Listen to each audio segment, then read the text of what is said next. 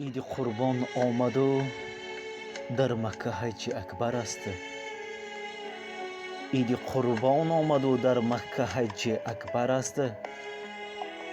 دوستان را تبریک نمودن سنتی پیغمبر است.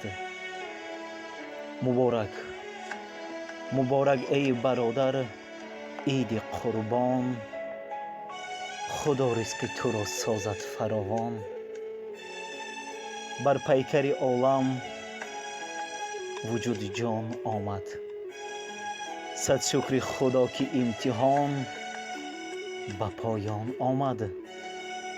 از لطف خداوند خلیل الرحمن یک عید بزرگ به نام قربان آمد.